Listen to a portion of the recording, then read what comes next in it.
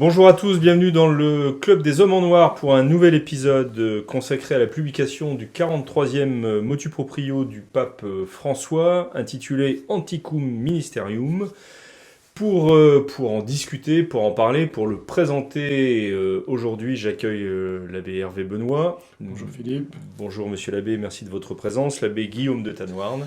Bonjour. Très heureux de vous Bonjour retrouver. aux téléspectateurs. Et l'abbé Grégoire Cellier.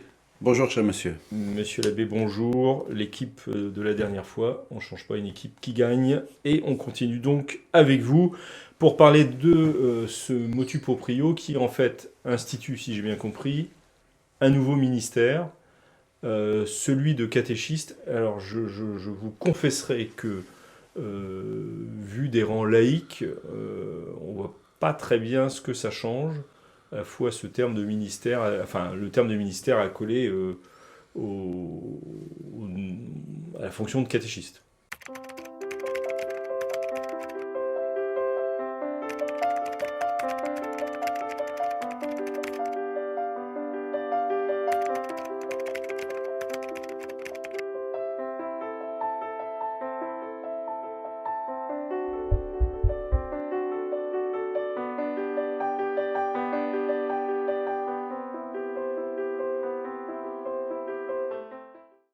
Est-ce que l'un d'entre vous peut nous expliquer de quoi ça... C'est une vieille coutume africaine. De quoi il s'agit? Ah bon.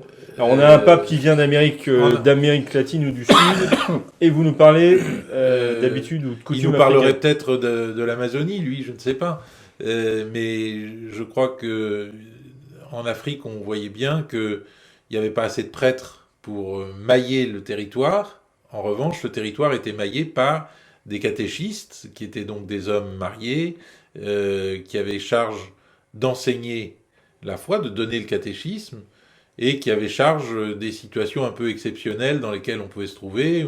C'est-à-dire, on disait par exemple en cours de théologie morale à Écône que un catéchiste pouvait faire un mariage ou reconnaître un mariage si le prêtre n'était pas attendu avant les 6 mois à venir, pour faire en sorte que des gens de bonne volonté ne se retrouvent pas dans le péché malgré eux, en quelque sorte.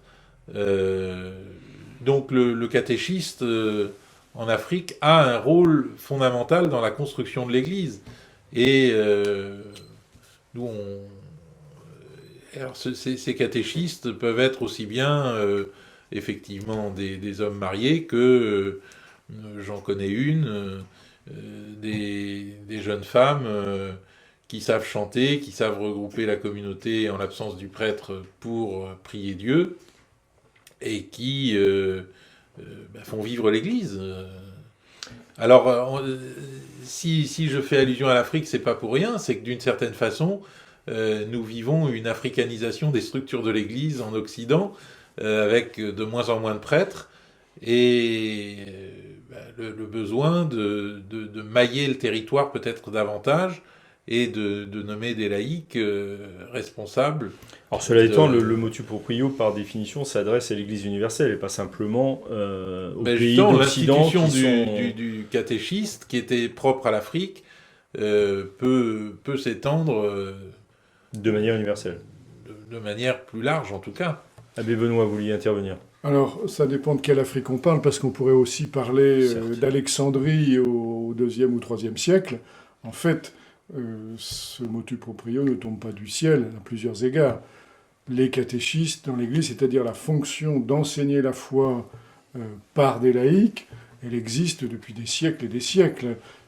Il suffit, par exemple, un petit exemple, vous tapez catéchiste martyr, et toute l'histoire de l'Église... voilà, le martyrologe est plein de ces catéchistes laïcs, martyrs, qui ont donné leur foi, leur vie, à l'époque où ils ont donné leur vie, ils enseignaient la foi, ils dirigeaient la communauté. Alors c'est vrai que la chose s'est particulièrement renouvelée en quelque sorte au XIXe siècle dans les pays de mission. De fait, les prêtres étant pas suffisamment nombreux, on a vu de grandes quantités. Et ça a pris déjà une forme canonique, puisque je me permets de rappeler que le canon 785 du code de On voit droit le canoniste, là. Hein. Et oui, chasser le canoniste, il reviendra toujours par la fenêtre. Voilà, et que donc, en 1983, dans le code de droit canonique, il était dit la chose suivante. Je me permets de citer un petit peu... On vous écoute. Pour accomplir l'œuvre missionnaire, des catéchistes seront choisis, c'est-à-dire des fidèles laïcs, dûment instruits et remarquables par leur vie chrétienne, qui, sous la direction du missionnaire, s'adonneront à l'enseignement de la doctrine évangélique, l'organisation des célébrations liturgiques et des œuvres de charité. Donc, et là, on ne faisait que reprendre une vieille pratique qui avait été largement... que ça soit d'ailleurs aussi en Asie et puis en Amérique du Sud. Hein. Donc, je me permets de relever... alors, à l'époque, ça n'était pas considéré comme un ministère, mais il y avait quand même une injonction à trouver ces personnes, à les choisir. Donc, des fidèles laïcs, ça veut dire que ça pouvait être des hommes ou des femmes, du moment qu'ils étaient baptisés, Christi Fideles Laici, voilà, dûment instruits, premier critère, donc la formation, dont toute la partie du motu proprio du pape François qui parle de formation. Il y a même donc aujourd'hui en Afrique des écoles de catéchistes qui sont on va les appeler des séminaires pour les catéchistes en quelque sorte. Il y a ça dans des pays d'Occident aussi. Hein. C'est en train de naître, mais pour les mêmes raisons, c'est-à-dire pour la mission. Mais ça existe en Angleterre depuis de très nombreuses années. Ouais, et vous ne pouvez pas être catéchiste si vous n'êtes pas passé par ces écoles. Voilà, et parce que en Angleterre, l'Église catholique a été un pays de mission entre le XVIe et le XIXe siècle. Vous le savez encore mieux que moi. Non, pas mieux que vous. Voilà. Ensuite, ils sont choisis parmi des gens qui sont exemplaires dans leur vie chrétienne. En Afrique, ça veut dire des gens qui ne sont pas polygames, ça veut dire des gens qui ont... Ça rappelle aussi les lettres de Saint Paul ou celle des premiers pères des temps apostoliques qui disaient, voilà, il faut que l'homme d'une seule femme, qui ne soit pas ivrogne, qui ait une vie correcte, etc., un métier compatible avec la foi, etc. Enfin, là, on est dans une tradition très, très ancienne, encore une fois. Et voilà. Et puis donc, leur responsabilité, c'est l'enseignement de la doctrine, l'organisation des célébrations, prier quand le prêtre n'est pas là. Dans certaines régions du monde, le prêtre passe tous les mois, ou même parfois une fois par an, et donc il faut qu'il trouve l'église, ou la chapelle construite. Parfois ça commence par la construction de la chapelle avec les pères de famille du village, etc. Et puis dernière chose, donc les œuvres de charité. Bref, ceux qui sont à la naissance sous la responsabilité du missionnaire, de la naissance d'une nouvelle communauté chrétienne qui un jour deviendra une paroisse. Donc, monsieur l'abbé, extension du domaine de la mission, si je puis dire. D'abord, je dirais que pour nous, en France, le mot catéchiste a un sens un peu plus réduit, parce que c'est les braves dames qui, le mercredi, font le catéchisme aux enfants, ce qui est déjà un ministère, une charge tout à fait importante. Mais le catéchiste... vous avez dit ministère, quand même. Voilà, on est entraîné par l'émission. Mais le catéchiste en tant que tel, c'est effectivement une personne qui a un rôle dans l'ensemble de la communauté, puisqu'il fait vivre la communauté chrétienne en l'absence du prêtre qui ne vient que quand il peut venir, c'est-à-dire effectivement tous les mois, tous les 2 mois, tous les 6 mois ou tous les ans. Ça, c'est la première chose. Donc, ce motu proprio est plus large que... Enfin, disons... que l'exception... qu'on aurait spontanément le catéchisme. Est-ce qu'il y a besoin d'un ministère pour quelqu'un qui fait 2 heures de catéchisme le mercredi matin? C'est pas tout à fait ça. De plus en plus, oui. Voilà. Et l'autre chose, c'est qu'effectivement, c'est une réalité traditionnelle qui a, je dirais, changé en fonction des circonstances, mais qui a toujours existé au cours de l'Église, parce que le sacerdoce, au moins au départ d'une Église qui se construit dans un pays ou dans une aire géographique, ne peut pas être partout. Donc, effectivement, il y a ce premier relais, et parfois ça se maintient à la fois parce que pendant de très longs siècles, il n'y a pas d'un clergé suffisant, et puis parce que aussi, ces gens-là font vivre effectivement la communauté, et ne sont pas une chose... Alors, en fait, dans nos pays, et notamment au XIXe siècle, il y a eu énormément de congrégations de frères et surtout de religieuses locales qui remplissaient en fait, qui tenaient l'école, qui enseignaient le catéchisme, qui dirigeaient la prière, qui entretenaient l'église, etc. Donc sous des formes diverses, on a toujours eu cette réalité. Alors ça accroît mon interrogation d'une certaine manière, interrogation tout à fait pure et innocente. Pourquoi un motu proprio qui a l'air nouveau, donc, pour quelque chose d'aussi ancien et de ce point de vue aussi banal? Alors, l'abbé Benoît bout de répondre. Allez-y, puis on écoutera ensuite. Vous êtes trop bon, cher monsieur. Je prends des risques dans la vie, surtout. Non, simplement... donc on parle d'un ministère. On voit très bien que... j'ai pas entendu pour l'instant. Oui, donc c'est un service. Ce qu'est un ministère. Au service, c'est une vocation qui a été reconnue par l'Église et l'Église lui donne une forme qu'elle contrôle, qu'elle encourage, qu'elle forme, etc. C'est ça le ministère. On imagine très bien que dans les ordres mineurs, l'ordre mineur du portier, ça a commencé tout simplement parce qu'il fallait quelqu'un qui soit responsable du trousseau de clés pour fermer et ouvrir l'église en temps utile. Et puis ensuite, cette responsabilité s'est enracinée dans l'histoire, et puis, très curieusement, elle est devenue finalement qu'un organe témoin. Mais elle est restée, mais elle avait été instituée parce qu'il fallait que l'église suscite, encourage, contrôle, régule, et qu'elle a... en lui donnant cette reconnaissance officielle. Il me semble, mes confrères ne sont peut-être pas d'accord, qu'aujourd'hui, on passe de quelque chose qui était vivant, qui a été renouvelé au XIXe siècle, en particulier en Afrique. L'Église dit, voilà, on lui donne une existence à l'intérieur de l'Église, reconnue, et puis on voit très bien le pape qui dit, dans les diocèses, il faudra organiser la formation, il faudra le contrôler, etc. Voilà, c'est ce que... je pense pouvoir... Mais alors, le père Benoît emploie à la fois le mot ministère et le mot ordre mineur. Oui, c'est intéressant et troublant en même temps. Et pour les auditeurs, c'est peut-être pas facile de comprendre pourquoi on rapproche ces deux termes.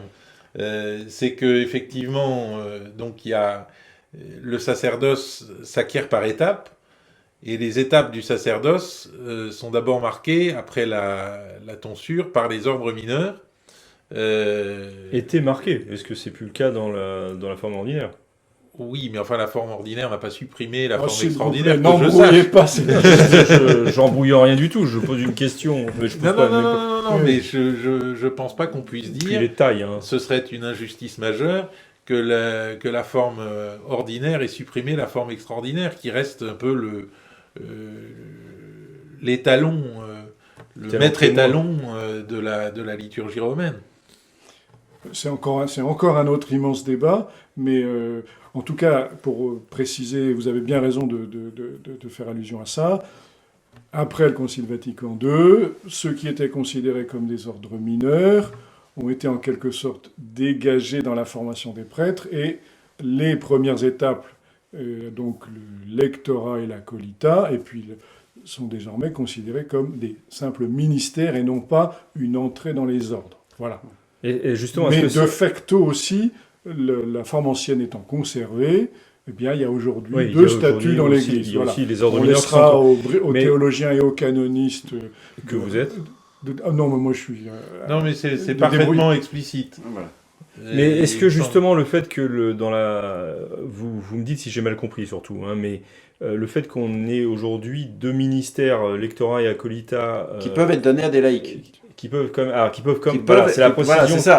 Parce que sinon, ça pouvait accroître une confusion du fait que c'était des ministères. Ce que vient de dire le père Benoît, c'est que les quatre ordres mineurs... défendaient la forme ordinaire, c'est bien ça. Les quatre ordres mineurs étaient des degrés de l'ordre, du sacrement de l'ordre.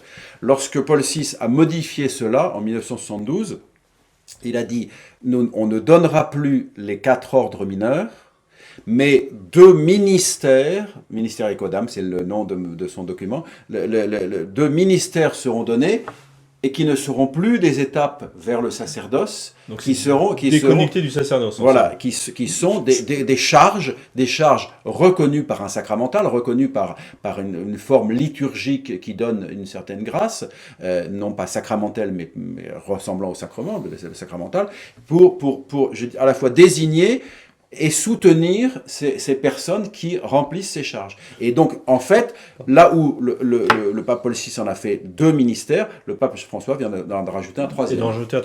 Sachant, toute petite précision, que dans le cursus vers l'ordination, aujourd'hui, tous les séminaristes dans la forme ordinaire sont institués lecteurs et acolytes. Oui, ça c'est clair. Mais justement, ça continue à être présent. Est-ce qu'on a une idée du nombre de laïcs institués, si je puis dire, lecteurs et acolytes? Alors, un des problèmes du document de Paul VI, des problèmes comme Paul VI, c'est qu'il explique tout cela, il explique le lecteur, l'acolyte, etc.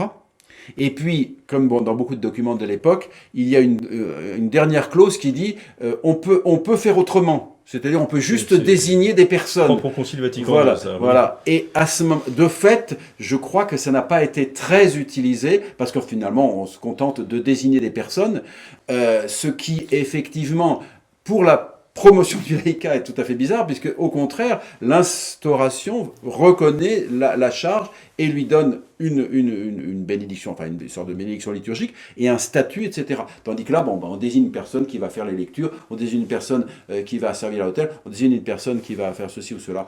Mais à la longue, c'est toujours un peu la même personne. Et on pourrait solenniser c'est ce qui avait été prévu par Paul VI, mais de fait, ça se fait de manière très, très rare, mais ça a la possibilité. Alors, ce qui est amusant, c'est de voir cette espèce de... Voilà, comme si Paul VI avait voulu vraiment créer quelque chose et que finalement, ça tombe un peu en désuétude, et que là, par contre, le ministère de catéchisme, qui est vivant, qui est très vivant, lui va acquérir... Bon, mais c'est des mouvements qui, dans l'Église... Qui va acquérir qui a acquis un statut... Voilà, qui a acquis, aujourd'hui, solennellement, par le motu proprio du pape François, un statut... voilà, mais il y a une cérémonie qui correspond. Donc, il demande que ça soit fait. Voilà, ça va être mis en place. Il demande à la congrégation des rites de faire cette... ce rite liturgique d'institution du ministère. Autre question autour de tout ça. Le texte, vous me corrigez, monsieur l'abbé, puisque vous l'avez sous les yeux si je me trompe, mais parle de vocation, finalement, à être catéchiste. Est-ce qu'on peut avoir une vocation au sens... Ça dépend quel sens vous donnez à ce mot, mais... Fort du terme. Quand dans une paroisse, une communauté chrétienne, un pasteur voit très bien qu'il y a effectivement, moi j'ai vu des visages dans la tête, on voit très bien certaines personnes qui, poussées par l'Esprit Saint et poussées par la grâce de leur baptême et de leur confirmation, se sentent appelés à enseigner la foi. Voilà, c'est pas simplement... On le sait très bien dans nos communautés, on ne va pas chercher les gens en les obligeant à le faire. On sent bien qu'il y a un appel. Disons qu'il y a une correspondance. Donc, tout appel est une vocation. Le mot vocation s'applique à tous. On a tous une vocation. Il y a dans la morale chrétienne 2 dimensions, les commandements qui sont universels, dont personne n'est dispensé, et les vocations qui atteignent chacun dans ce qu'il a de plus personnel, de plus particulier. Et ce qui fait que sur la route du salut, on est toujours seul d'une certaine façon avec sa vocation. Mais c'est pas seulement une vocation de prêtre ou de religieuse. C'est quelle est ma vocation personnelle? Pourquoi est-ce que Dieu a permis que j'existe? Et en quoi je peux me rendre utile au royaume de Dieu? Voilà, ça c'est une vocation. Et une vocation qui est unique, mais qui peut trouver dans les ministères que l'Église propose des accomplissements. Ça, c'est intéressant, effectivement. Différents types de concrétisation. En fait. Et puis, on voit très bien chez saint Paul et dans les premiers pères à quel point c'est le fameux discours sur les charismes. Il y en a qui peuvent enseigner, il y en a qui savent parler en langue, il y en a qui déchiffrent des énigmes, des mystères, etc. C'est rien de plus que... Je veux dire, un pasteur, évidemment qu'il va demander à des personnes de rendre tel ou tel service, mais de fait, il va s'adresser à des personnes dont il voit que par leur disposition, par leurs habitudes, elles correspondent à cela. C'est des gens qui, lorsqu'on a fait un appel pour la sacristie, sont venus gentiment. D'autres ne le font pas. En revanche, vous faites un appel pour la chorale, il y a des gens qui vont à la chorale et d'autres qui le feront jamais, si vous voulez. Et donc, en fait, c'est dans ces choses qu'on discerne effectivement des personnes qui se sentent attirées intérieurement vers tel ou tel service d'église, le service de sacristie, qui aime que les choses soient bien entretenues, belles, que le culte soit beau, d'autres qui sont attirés par le chant spécifiquement, etc., d'autres par le service de messe. C'est pas forcément les gens qui font la sacristie, sont pas forcément dans le service de messe. Les mêmes sont voilà. Et puis vous avez dans certaines communautés, vous avez des personnes, on sent, je veux dire, elles arrivent tous les dimanches ou tous les 15 jours avec une nouvelle personne qu'elles ont été chercher, un voisin, une voisine, des machins. Là, il y a Est-ce qu'on pourrait une dire vocation missionnaire, là. qu'on a une vocation au service de la sacristie, par exemple, et est-ce que demain, on peut imaginer qu'on va instituer le ministère du... Voilà, il faut à travers le ministère de la Colita. Voilà, je dirais évidemment l'Église ne va instituer que des choses qui ont une importance, un rôle pas trop limité, parce qu'on va pas dire celui qui chante la première antienne et puis non, on va quelque chose d'assez général, mais effectivement le service de l'autel, choriste, pourquoi pas le ministère de choriste, voilà, de chanteur à l'Église, c'est pas le chantre de facto. Ah bah dans la France gallicane, enfin, l'Église gallicane avait un rôle central. Et toutes les paroisses avaient leur chante qui chantait et qui était institué, non pas liturgiquement, mais réellement, qui a d'ailleurs souvent été payé. Il y avait une petite prébande. Il devait avoir un talent particulier. Voilà. Et on aurait pu très bien imaginer qu'un jour l'Église universelle dise, reprenne le modèle comme pour ce ministère-là, en disant voilà, pour être chantre, il faut telle qualité, etc. Donc on peut d'une certaine manière s'attendre à avoir encore la multiplication des motu proprio. Si on reprend la liste de Saint Paul, on pourrait imaginer que tous les fameux charismes dont il parle, un jour pourraient avoir une forme. Alors pourquoi ça n'a pas été fait dans le passé Parce que c'est la vie. Voilà. C'est la vie de l'Église. C'est un peu facile, ça. Non, mais le père, je me rappelle. Parce que Saint Paul, ça date quand même pas d'aujourd'hui, donc. Il y a eu des centaines d'initiatives pastorales ou missionnaires dans l'Église qui ont duré. Mais pourquoi il n'y a pas eu d'institution de ministère ? Parce que ça s'est pas trouvé comme ça aussi. Je veux dire, ça s'est pas trouvé comme ça parce qu'on n'y a pas pensé, ou bien parce que c'était. Admettons peut-être que les chantres en France étaient très nombreux et que dans d'autres pays ça ne l'était pas, alors que il y a des choses. Les catéchistes, au cours du temps et de l'espace, sont suffisamment répandus pour attirer l'attention du siège apostolique et de leurs valeurs. Moi, je voudrais rebondir, parce que là, on ne dit que du bien de ce motu proprio. Enfin, vous ne dites que du bien, moi je pose des questions. Mais j'ai quelques doutes, en revanche, sur la réalité derrière, c'est-à-dire, est-ce que, en tout cas dans l'Europe occidentale, et les USA, je ne sais pas, mais l'Europe occidentale, est-ce que nous serons capables, même avec l'aide d'un ministère institué, est-ce que nous serons capables, je dirais, de relayer la baisse des prêtres par, je dirais, un ministère catéchétique qui maillerait le prédicatoire, comme a dit M. l'abbé Tanoird? Je ne suis pas sûr, parce que la baisse des vocations est aussi la baisse des gens engagés dans l'Église. Il ne faut pas se faire d'illusions. C'est malheureux, mais c'est une réalité. Et actuellement, les paroisses sont tenues par des gens, des retraités, des gens qui ont connu l'Église, je dirais, des années 50, 60, 70. La nouvelle génération est beaucoup moins nombreuse, très occupée, moins engagée, parce qu'aujourd'hui, il y a une crise de l'engagement. Mais quand on vieillit un peu, on peut donner du temps à l'Église. C'est ce que Saint Paul appelait les veuves. Oui, mais est-ce que la nouvelle génération va le faire? Parce que je suis d'accord que la génération qui a connu cette Église très instituée, comme l'ensemble des structures associatives fortes, etc. Aujourd'hui, on s'engage pour une manifestation ou pour un truc. On s'engage pas moins sur le long terme. Sur le long terme, voilà. effectivement. Alors, voilà. Avec en plus cette réalité.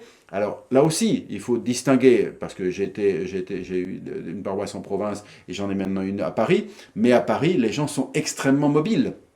Il est difficile de faire fond sur les uns et les autres parce qu'ils partent pour des raisons à la fois professionnelles, familiales, financières, etc. Et donc, c'est difficile de construire dans le temps. Ça, c'est le principe même de la paroisse qui est en cause, en fait. Oui, parce que la paroisse demande une certaine stabilité. Voilà. Normalement, stabilité dans la même paroisse, plus, on est baptisé, peut-être marié. Enterré, c'est peut-être beaucoup dire, mais enfin, il y a une stabilité paroissiale. Ça arrive encore, hein, de temps en temps, dans le fond des campagnes, et aujourd'hui, des gens qui ont été baptisés. Du nomadisme ambiant, on a dit que les paroisses étaient obsolètes, que l'institution paroissiale était obsolète. Le problème, c'est qu'on n'a rien trouvé de mieux. Donc, je pense qu'il faut quand même protéger les paroisses. Mais protéger comme dans un zoo.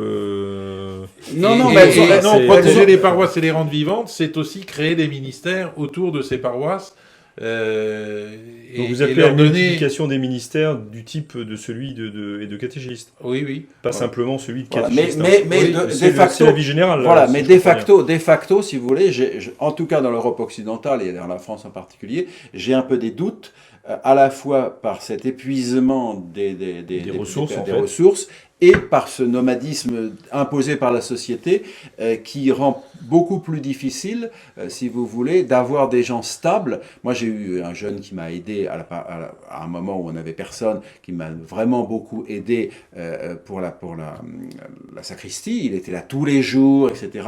Mais ensuite, il avait à l'époque pas de travail. Maintenant, il a un travail. Ses horaires le rendent incapable d'être là comme il l'était, quoi. Oui, mais c'est l'un des débats qui est déjà revenu ici souvent, c'est voilà, dans une société liquide, comment on peut arriver à fidéliser. Il n'y a pas de bonne solution. Utiliser de manière... voilà, c'est peut-être un instrument que nous donne le pape, mais c'est vrai qu'aujourd'hui, vous pouvez même... aujourd'hui, dans l'Église, on ordonne des diacres, et puis le diacre, il est nommé ailleurs, et pout, et il est parti, vous voyez, donc c'est... Aucun d'entre vous n'a posé la question, mais qui je voulais pas poser, non, pas qui fâche, mais je voulais pas poser non plus. Donc, celle de la qualité de la formation de ces gens-là, parce que on nous dit par ailleurs que la transmission de la foi, à travers le catéchisme et la catéchèse plus largement, sont en crise doctrinale sur le fond. Et visiblement, personne n'aborde ici le fait que ces catéchistes, il va quand même falloir les former. Et alors, si on les forme en les envoyant dans les universités catholiques, on risque de les déformer. C'est souvent le cas, non? Voilà. Mais oui. Par définition, c'est le lieu naturel. Mais l'Église, comme institution, ne peut pas faire autrement que de faire confiance à ses propres institutions. À ses propres institutions. Donc c'est normal. En même temps, le pape invite à des instituts de formation propres, comme en Afrique. Voilà. Donc on pourrait imaginer c'est plus facile pour un évêque, et ça existe déjà dans certains lieux, c'est plus facile matériellement pour un évêque de créer une petite structure où il y aura les catéchistes du diocèse. Mais après, c'est une affaire de volonté, de sérieux, etc. On revient toujours à la même. Est-ce que les catéchistes ne vont pas retrouver une forme de religion populaire qui, depuis le Concile, a tendu à disparaître au profit d'une religion très abstraite, hors sol? Intellectualisé. Donnez votre réponse à la question que vous posez. Sont engagés concrètement dans la vie sociale, et donc ils auront un enseignement qui sera peut-être moins hors sol que pourrait l'être l'enseignement du prêtre, qui malgré tout est hors sol. Moi, j'avoue que non, vous n'êtes pas hors sol. J'ai pris contact avec une nouvelle communauté en province, et je dois dire qu'on ne parle pas du tout à une communauté en province, donc à la chapelle Basse-Mère, pour dire les choses comme il se doit, clairement. On ne parle pas du tout à une communauté de gens enracinés en province, comme on peut parler à des fidèles parisiens qui viennent. Oui, il faut vous inculturer, donc. Il y a une forme d'inculturation que le catéchiste va naturellement gérer. Et voire faciliter en rapport avec le prêtre, alors, bien sûr. Pour en revenir à une école de formation qui est effectivement très désirable, je vois les jeunes, par exemple, sont très désireux de formation. Nous faisons des universités d'été et d'hiver qui font le plein, j'en suis stupéfait. Pendant 3-4 jours, des jeunes viennent vraiment s'instruire, etc. Maintenant, avec la domination du grand capital et l'exploitation des pauvres gens... Enfin, on passe aux choses sérieuses. Est-ce que les gens peuvent dégager 1 mois, 2 mois, 6 mois, 1 an? Alors, quelques jeunes le font, et je sais qu'il y a des écoles de la foi. Ça a été très florissant voilà. il y a une quinzaine d'années. C'est un peu retombé. Voilà. Et donc, une formation un petit peu suivie, c'est pas facile pour les gens, encore une fois, à cause de leur travail, ou en tout cas à Paris, quand il n'y avait pas le télétravail, mais ils sortaient tard le soir, etc. Ils sont très pris par leurs enfants, par leur vie de famille, etc. Tout cela est difficile, et donc cette formation... Là aussi, des personnes effectivement retraitées et engagées peuvent se dégager 15 jours, etc. Mais est-ce que la nouvelle génération qui va arriver à la retraite aura les mêmes dispositions d'engagement, etc., pour faire ces choses-là? Je l'ignore. Il y a des jeunes, quand je dis des jeunes, ça peut aller jusqu'à 40, 50 ans, si vous voulez, qui ont de la bonne volonté, qui veulent s'instruire ou veulent participer, etc. Mais là, on parle d'une institution stable où la personne est catéchiste pendant 10 ans, 15 ans, 20 ans. C'est autre chose que un ministère, ça implique cet engagement dans dans une certaine durée, sinon ça n'a pas de sens. Je pense que c'est ça que veut le pape François aussi, enfin ce qui est manifesté dans l'histoire de l'Église. C'est vraiment... il me semble qu'en Afrique, alors évidemment dans un monde rural, c'est beaucoup plus facile, mais de fait, ils sont à mi-temps minimum, je dirais, d'une certaine façon. Voilà. Mais pour la durée de leur vie, en somme. Et souvent pendant très longtemps, oui. Et là, on imagine les complications, effectivement, aujourd'hui, avec la mobilité dont parlait l'abbé de Tanoirne, ça devient... L'esclavage du travail, comme vous disiez. Du grand capital, oui, tout à fait. Mais pour en venir, j'avais lu un livre sur une paroisse. Le monopole de la finance et le monopole de la parole. Voilà, sur une paroisse qui était dans un lieu où le christianisme a duré beaucoup plus longtemps qu'ailleurs, si vous voulez. C'était encore un petit îlot de chrétienté. Et c'est très intéressant, donc c'est dans les années 30, mais on retrouve, si vous voulez, le 19e siècle, mais dans les années 30, avec la modernité, les voitures et tout ça. Et donc, il y avait les membres de la fabrique. C'était pas les fabriciens, mais peu importe. Ils étaient deux, ils étaient choisis. Et ils donnaient vraiment de leur temps, alors ça durait 2 ou 3 ans, ils donnaient vraiment de leur temps au curé. Par exemple, au moment des rogations, le prêtre, pendant 3 jours, allait bénir tous les champs de toute la paroisse, et les 2 fabriciens devaient l'accompagner pendant 3 jours. Donc ils ne pouvaient pas être à leur travail, etc.